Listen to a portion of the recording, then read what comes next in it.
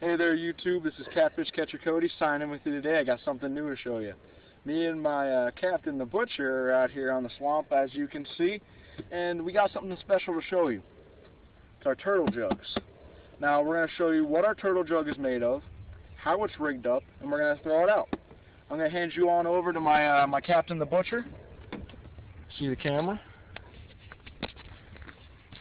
That's the butcher. Alright folks, what we're going to do today is a little inspirational video and instructional video all in one. Our neighbors here told us about a problem that was up here with snapping turtles eating their young ducklings. So what we're going to do is we're going to set some jugs, we're going to catch some snapping turtles, and then we're going to clean them. And then from there, we're going to show you how to cook them. It's probably going to be a 3 or 4 part series, and you know, let's just show you what we're going to do here right now. We take a jug. You could take a milk jug.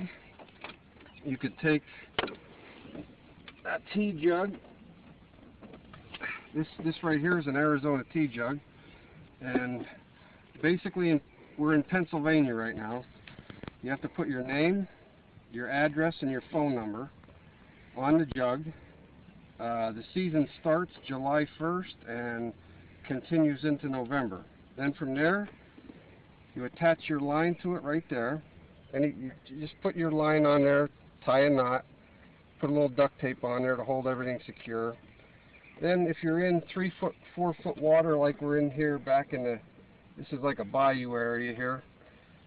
You put 2-3 foot leader, and the catfish has a slip sinker on here, as you can see, slipping back and forth, right down to his steel leader.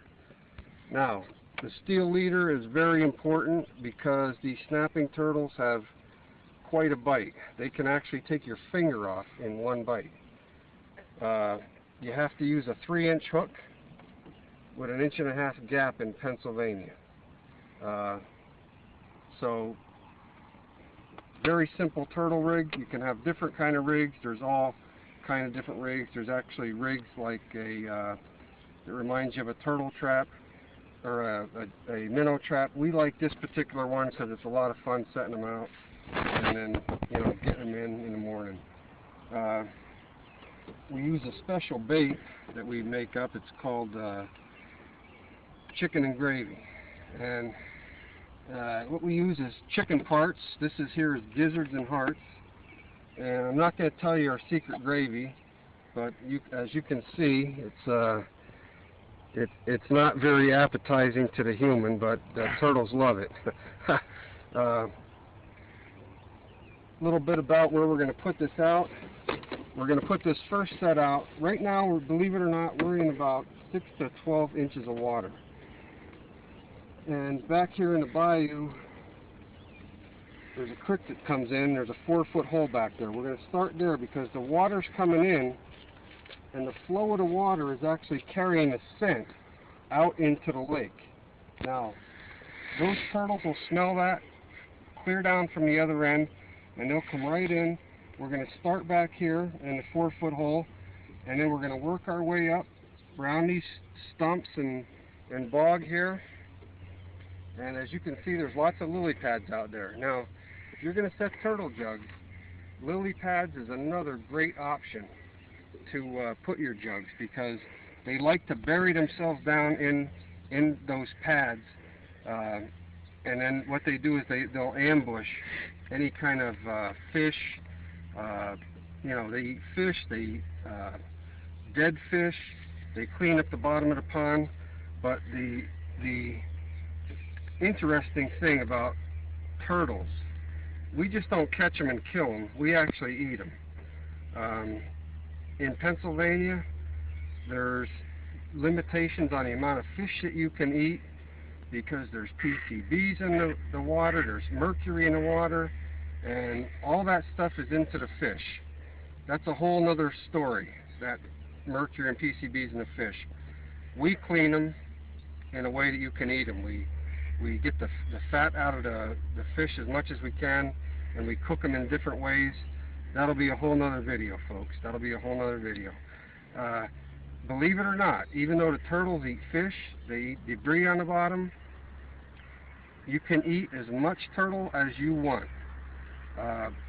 There's very minimal amounts of PCBs and mercury in turtle meat. It's in the turtle organs and it's in the turtle fat, and we clean that. We're going to show you tomorrow. That's a whole nother section.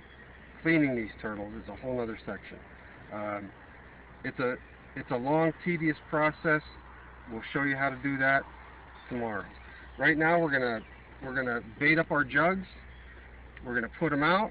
Tomorrow morning we'll come and we'll check them, and then we'll come at you with another video of how we harvest the turtles out of the lake and take them and clean them. And then from there, naturally, we cook them, and we'll show you that too. So we'll go back here in the bog a ways.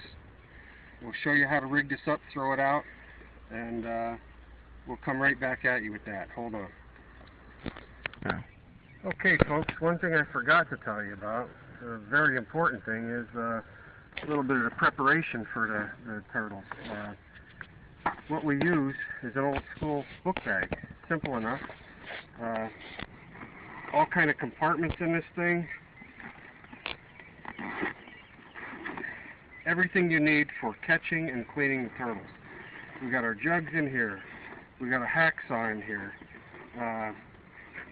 We got our knives, our scrubbing material, our hooks and wire leaders, everything we need, and we even actually have a little bit of secret shake and bake here, as they call it. I already took the liberty of baiting this up with our chicken parts, and what you're looking for with any kind of turtle cat is the scent. So put a little bit of that shake and bake on there. I'm not going to tell you what it is. You can experiment with different things, whatever has a lot of scent in it. And we got our chicken part in there. We have our inlet of the lake coming in here, and there's a little bit of a current in here, which takes the current, goes right out into the lake, and all this scent will eventually go out into the lake. So what we're going to do is just throw this jug out, and you'll see it hit the water there. And tomorrow we'll come back and check it, and hopefully we'll have a turtle on it. And we're going to finish setting 5 other jugs, and we'll get Catfish to show you a little bit of his placement out there near the lily pads, which is another hot spot for jugs. So we'll be back in a couple of seconds. Good. Alright, we're back, folks. This is Catfish's turn to show you how I'm going to do this. Right now we're just outside the lily pads, as you can see in the background. There's a really good reason why we're going to be throwing these jugs into the lily pads, because it catches all the debris from the lake. Minnows are hiding under there. Turtles use this as an ambush spot, and they can get other fish, they can get the ducks to go through, they can eat the debris. They have a whole feeding frenzy inside these lily pads. So this will be a great way how we can catch a turtle if we throw one of these big jugs out there.